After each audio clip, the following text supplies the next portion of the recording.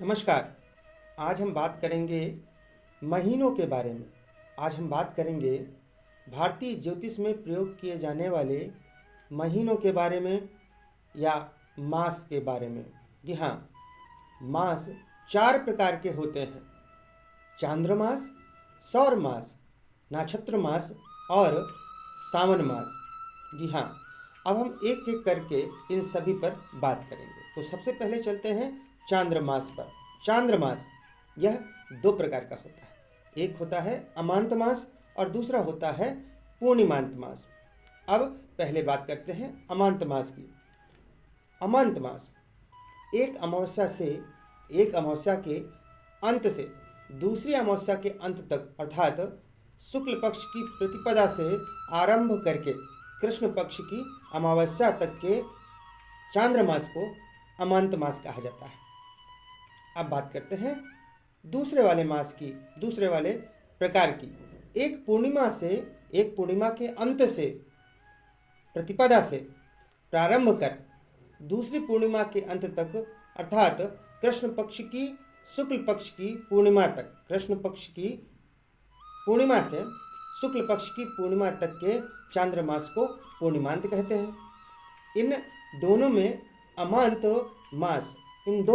अमांत मास मुख्य है तथा अधिकांश क्षेत्रों में उसी का प्रचलन भी है, परंतु विंध्याचल के दक्षिण भाग में पूर्णिमांत मास को अधिक माना जाता है। अब एक वर्ष में 12 चांद्रमास होते हैं। चांद्रमासों के नाम क्रमशः इस प्रकार हैं: चैत्र या चैत, वैशाख, ज्येष्ठ या जेठ इसी को बोलते हैं, आषाढ़ या इसी को आषाढ़ भी बोलते हैं, श्रावण या सावन, भाद्रपद इसी को भादो भी बोलते हैं, आश्विन, उसके बाद कार्तिक, फिर मार्गशीर्ष को ही अगहन भी बोलते हैं, उसके बाद पौष या पूस बोलते हैं इसको, माघ, और उसके बाद आता है फागुन या फाल्गुन। तो इस प्रकार से ये 12 चांद्रमास होते हैं। अब सभी धार्मिक कृत्य चांद्रमास के अनुसार ही किए जाते हैं। बात करते हैं सौर मास की। जी हाँ, सौर मास, सूर्य जब एक राशि से दूसरी राशि में प्रवेश करता है तो राशि में सूर्य के संचरण जो हो रहा है इसे संक्रांति कहते हैं। अस्तु, एक राशि में सूर्य के संचरण का संपूर्ण समय एक सौर मास कहलाता है या कहा जाता है।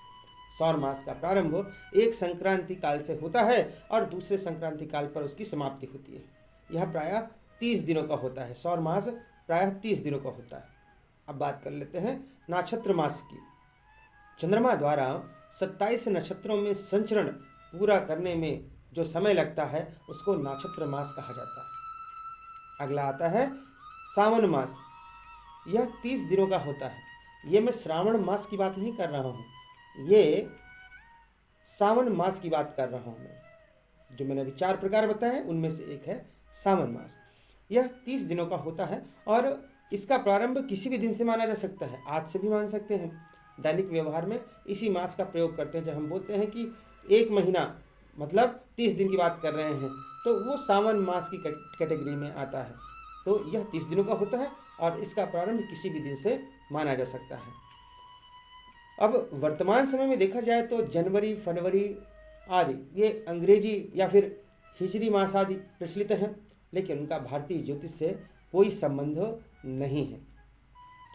सौर वर्ष की अपेक्षा चांद्र वर्ष में 11 दिन कम होते हैं। इसलिए सौर मास के साथ चांद्र मासों का सामंजस्य बिठाने के लिए 32 सौर मासों अर्थात 2 वर्ष 8 माह के बाद एक अधिमास पड़ता है। जिस चांद्रमास में सूर्य संक्रांति नहीं होती है उसे अधिमास कहा जाता है। अधिमास को मल मास अथवा पुरुषोत्तम मास के नाम से भी जाना जाता है। यह धार्मिक कृत्यों के लिए अत्यंत शुभ माना गया है। अब बात कर लेते हैं जिस चांद्रमास में सूर्य की 2 संक्रांतियां होती हैं उसे 6 मास कहा जाता है। 6 मास 141 वर्ष के बाद आता है। 6 मास केवल कार्तिक, मार्गशीर्ष या अगहन जिसको बोलते हैं, और पौष इन 3 महीनों में से ही किसी एक को होता है। जिस वर्ष 6 मास पड़ता है उस वर्ष 1 वर्ष के भीतर 2 अधिमास भी होते हैं।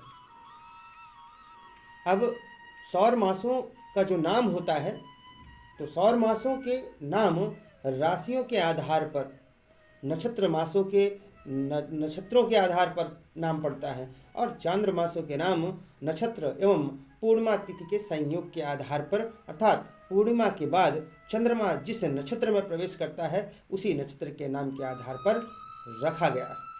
तो इस प्रकार आज हमने भारतीय ज्योतिष में प्रयोग किए जाने वाले मासों की चर्चा की।